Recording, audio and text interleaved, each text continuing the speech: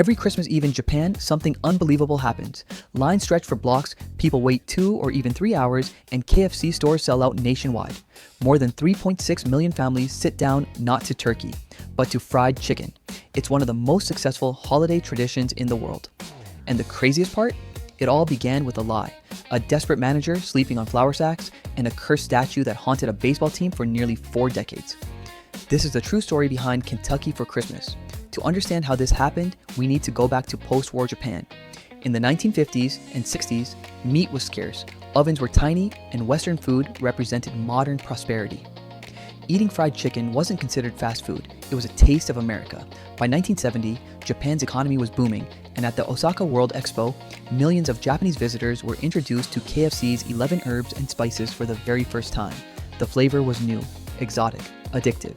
But when KFC opened its first permanent store in Nagoya, it was a disaster. Locals didn't know what it was. Some thought the red and white store was a barbershop.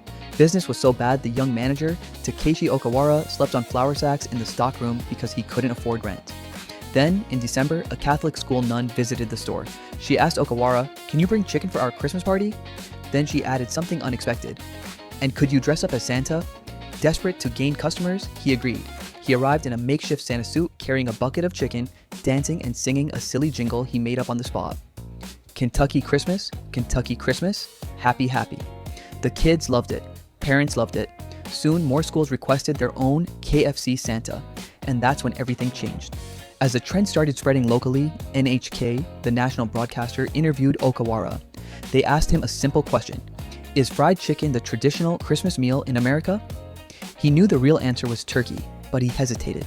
Telling the truth might ruin everything, so he lied. "Yes," he said on national television, "it is American tradition."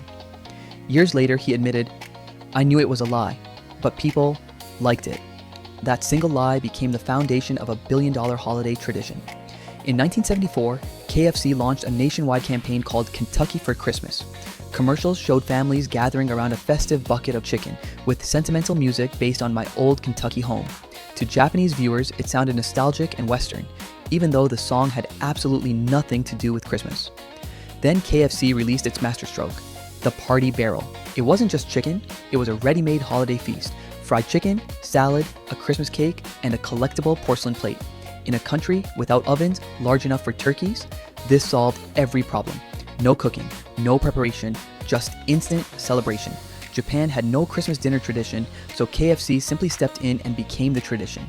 But it took more than marketing to make this last 50 years. Japan connected with the ritual on a cultural level. Colonel Sanders and Santa Claus looked oddly similar. White hair, white beard, round belly. So dressing the Colonel statue in a Santa outfit every December felt strangely natural. Scarcity also played a powerful role. Pre-orders opened weeks in advance. Pickup time slots sold out, and the long waiting lines became a sign of social belonging. This is what everyone is doing. This is Christmas. But the story doesn't end with tradition. It gets supernatural. In 1985, the Hanshin Tigers baseball team won the league championship. Celebrating fans gathered at Osaka's Dotonbori River. One by one, people jumped in, each representing a member of the team. Then they reached the name of Randy Bass, the team's bearded American star.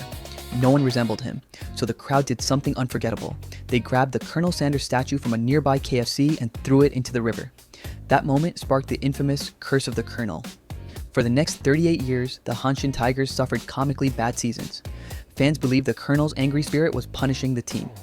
In 2009, divers finally recovered the statue, covered in mud, missing its glasses and left hand. The footage made national news, and in 2024, KFC held a Shinto memorial ceremony at Sumiyoshi Taisha Shrine, performing a ritual burn to release the Colonel's spirit and finally end the curse. In the end, the story of KFC in Japan is more than a marketing success.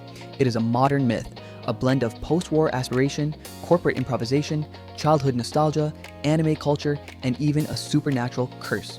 It began with a desperate manager and a single lie, but Japan transformed it into a beloved ritual that repeats every December, year after year. For millions of families, Colonel Sanders isn't just the founder of a fried chicken chain. On Christmas Eve, he is a symbol of warmth, togetherness, and celebration. A Santa in a white suit delivering not toys, but the taste of Kentucky happiness. And if you enjoy discovering hidden stories from Asia, make sure to like, subscribe, and stay tuned for the next episode of Hidden Orient.